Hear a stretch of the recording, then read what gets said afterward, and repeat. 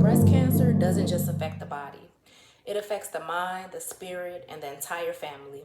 And in Black and brown communities, that weight can feel even heavier. I know this personally.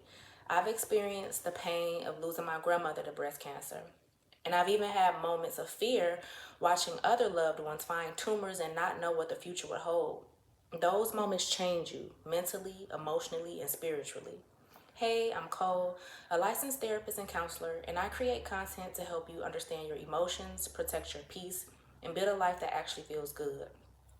So, as Breast Cancer Awareness Month comes to an end, I want to have a real conversation about the mental health impact breast cancer has on our communities and how we can take back some control by shifting our mindset and daily habits. Awareness Month might be wrapping up, but our healing journey doesn't end here. In the US, Black women are 40% more likely to die from breast cancer than white women, even though we're diagnosed at similar rates. Latinas also tend to be diagnosed later, often when the disease is more advanced. Those numbers aren't just statistics, they represent our mothers, sisters, daughters, aunties, and friends. Part of this gap is about access to care, but another piece, one we can control, starts in our minds and our daily lives. When someone hears the word cancer, it's not just their body that's affected, it's their peace of mind. There's fear, anxiety, depression, grief, and a deep sense of uncertainty that can linger even after treatment ends. But in our communities, we're often told to stay strong or just pray about it or to not talk about what we're going through. That silence can turn pain into sickness, believe it or not. It isolates us when what we really need is connection, understanding, and support. We need to talk more openly about therapy, trauma, and about how emotional healing supports physical healing because you can't separate the two. So here's the truth. We do have a level of control. Maybe not over every diagnosis, but over how we take care of ourselves and how we show up every day.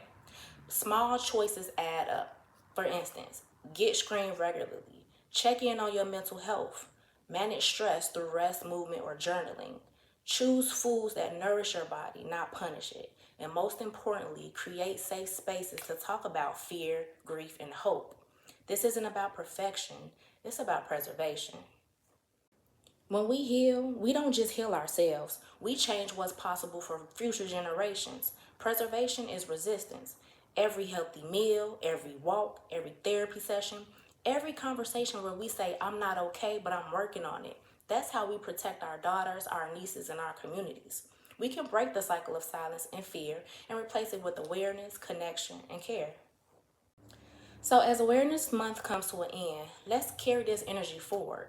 If you haven't scheduled your screening and you're of age, do it. If you've been putting off therapy, start. If you know someone fighting this battle, check in, not just with a hey, how are you, but real presence. Healing starts with awareness, but it grows through action. Let's choose preservation for ourselves and for generations to come.